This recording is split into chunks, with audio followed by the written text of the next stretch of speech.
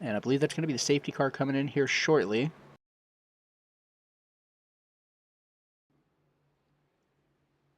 Leading up the pack is Blake Reynolds, followed by Ty Simon, Angelo Moranti, and Cody Canady. In the back, we have Jeremy Spencer Dunn, Jess Williams, and Refugio, as long as Joshua South. The leader now has control of the race. And there it is. There's the gas down. The pedal is going. Green flag is out. Let's see how they burn some rubber today here at Daytona. With 15 minutes, a little less, just left on the clock. We just hit 14 minutes and 20 seconds. Blake Reynolds having a great charge out at the start. Ty Simon trying to follow in behind, although Angelo Moranti's not making it easy as he slides on down the inside. It's going to cause some issues for Cody Canady as he's going to be forced to that outside line with no draft. He's going to fall behind here. He needs to get back into the pack. 3 drivers leading their own pack behind. That is going to be Jeremy Spencer Dunn, I believe, catching up to Ty Simon at the moment, with Jess Williams, Refugio, and Joshua South fighting a battle of their own in the back. We'll see that draft in play as Ty Simon rides up a little bit up on the skirt. Maybe having a little bit of difficulties controlling the speed that you get with that draft in these cars.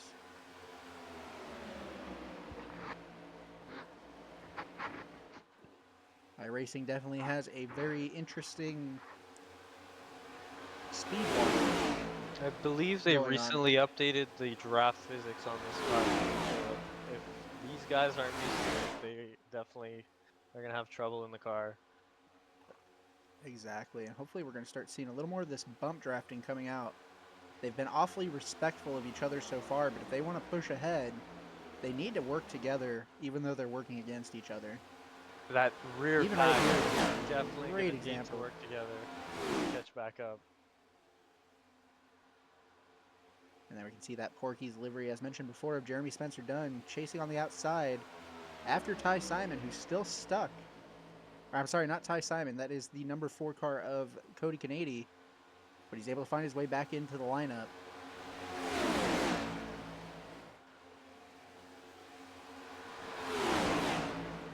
I think the ideal situation is for 2 drivers to work with each other on the outside line to try to start getting some of that side draft from these 2 lead drivers. And I think that's going to be some bump drafting there.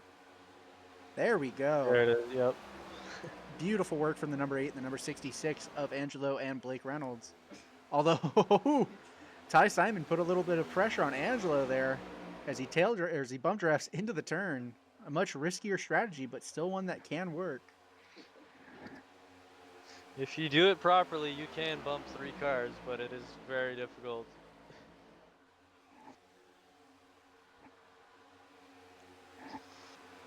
And although this is a Houston-based event, we have seen that latency can still be a victimizer of some drivers.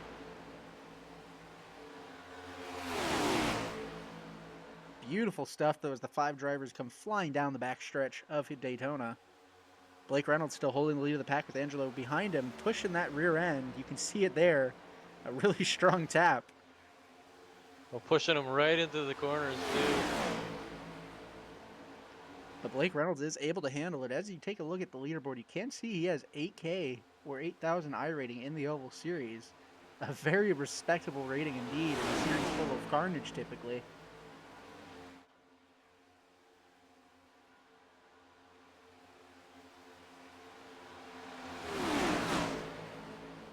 And it looks like Jeremy is lagging behind just a little bit. He's not quite out of that draft range yet, but he definitely needs to tighten up those lines coming around some of these bends if he wants to stay in the draft properly.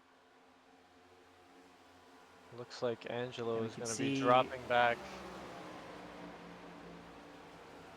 Now this is what I was going to mention earlier. If Cody and Ty work together, although Ty's been forced back out, I was going to say they could make an impressive fight from the outside using the side draft, but Cody's going to take the risk and start leading the race from here forward.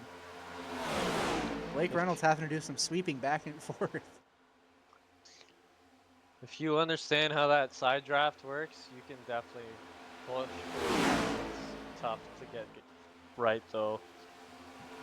And Cody Canady is going to continue to maintain that lead just barely as Blake Reynolds and Ty start working together, hopefully on the outside, to push ahead. You can see Ty attempting the bump draft now to push Blake Reynolds into the turn. Is it successful, though? Will he keep the lead going around the bend? It's looking Not for like now, the Cody. 3-car pack in the back is starting to make way at the moment. They're helping each other out. Well, they're going to have to work quickly. We only have 10 minutes left on the clock now. A theoretical third into this race as we started with just about 15 minutes left on the restart after the initial connection issues with Jeremy Spencer Dunn that caused a couple of black flags for the drivers.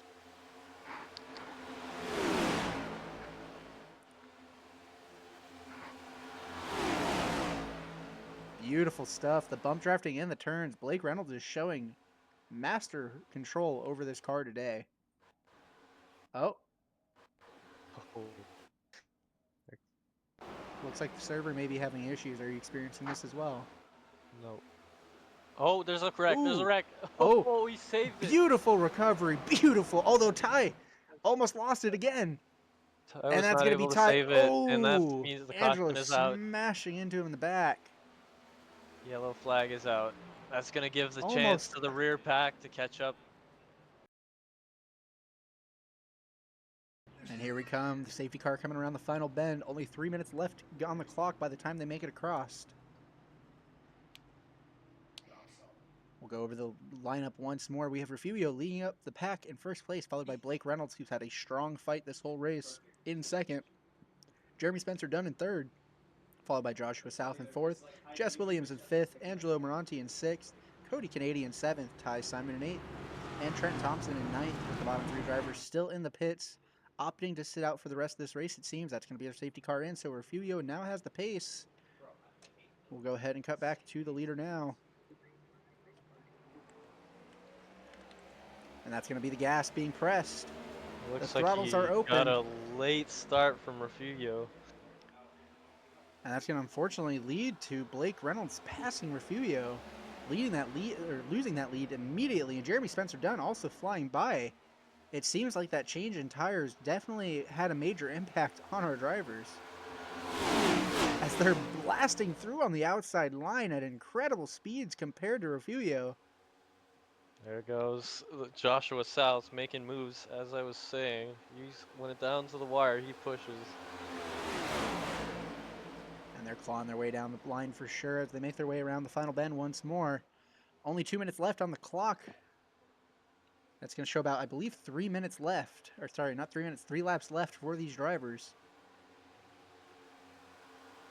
But this is a tight fight indeed. All 6 cars still out on the track, still in a tight pack. We might see some damage. Hopefully not, though. Blake just forced Josh back by sitting in front of him there. And this is incredible here. This is incredible to see this restart have such an action-packed ending, at least. All drivers having a chance at the podium now. There's really no reason any of these drivers couldn't take a chance to get up to the lead as they make their way around 2 more times now after they finish this lap.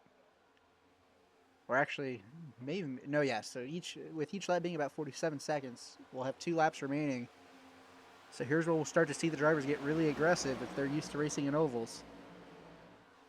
Joshua South now back in the lead, cutting down to the inside. He's going to have Blake Reynolds on the outside, with Jeremy Spencer Dunn right behind him. And Jess Williams, although having a weak start from the pits, is doing a good job defending the outside for that 4th place position, although Angelo is able to sneak by with the draft of the inside line. Here we come again towards the final bend of the track. Beautiful stuff with the bump drafting into the corners. Although South is opening up to the outside line, is that going to give Spencer a chance to overtake? I think it's a really good move on his part because he knows Blake has pace, so he's going to try and force him behind him for the last lap. And here we go, making our way around these bends for the last time. This is the final lap, as we just saw the white checkered flag, or sorry, not the checkered flag, the flight flag flashing on screen. The checkered flag will be coming here shortly. Dunn lost it, and they just took him out. Ooh, and the top 3 expected winners out of the race now. Or maybe not. There comes Angelo flying back down, taking back the 3rd place position. Although I did see Jeremy Spencer Dunn still sideways, and Blake Reynolds wasn't looking too good either. Joshua South has a chance to win this now after fighting in the back of the race with Jess Williams also making an incredible fight towards the front. The driver who started from pits finishing in second is a great way to have your day end for sure, and that's going to be the winner, Joshua South, crossing the line with Jess Williams in second. And it looks like Jeremy Spencer Dunn has been able to maybe pass his, or oh, not too sure what happened there. We'll go ahead and take a look back now with the rewind. All right, let's see here. So it looks like Blake Reynolds was able to get back on the track. We had the number 9 car, Refugio, looking like he is crossing in 3rd place with Angelo in 4th place. He just barely got through there by the skin of his teeth. That was insane. Let's go ahead and rewind back to the incident as well. So as we come around, we see that the number 8 of Angelo accidentally upsets the car of Jeremy Spencer Dunn, which slides into Blake Reynolds.